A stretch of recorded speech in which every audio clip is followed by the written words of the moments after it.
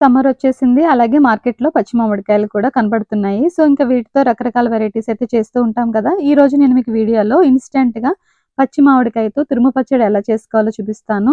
ముందుగా వాటిని బాగా కడిగి చెక్కు తీసి తర్వాత తురుముకొని ఒక గిన్నెలో వేసుకోవాలి. ఇక్కడ మీరు చూస్తుంది ప్రిపేర్డ్ చేసుకున్నటువంటి స్పైసెస్.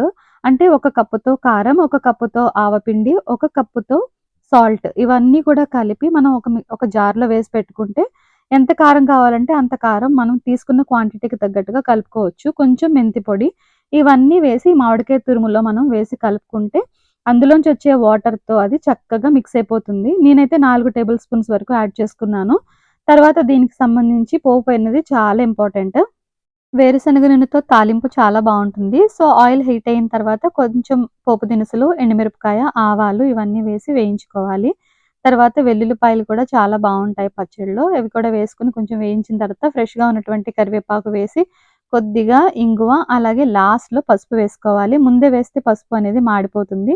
సో, పోపంతా రెడీ అయిన తర్వాత మాత్రమే చిటికెడు పసుపు వేసుకొని బాగా కలుపుకొని, ఈ పోపుని తీసుకువెళ్ళి మనం తయారు చేసుకున్నటువంటి మామిడికాయ పచ్చడిలో వేసి కలిపేసుకోవడమే.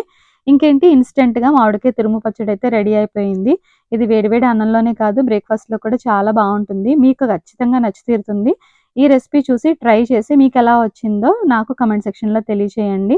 ఈ వీడియో గనక నచ్చితే లైక్ చేయండి, షేర్ చేయండి. అలాగే చైత్రిక కిచెన్‌ని సబ్స్క్రైబ్ చేసుకోవడం మాత్రం మర్చిపోవద్దు. సో, ఈ సమ్మర్‌కి ఇంకా మరికొన్ని మ్యాంగో వెరైటీస్‌తో మీ ముందుకొస్తాను. సో, తప్పకుండా stay tuned. Until then bye.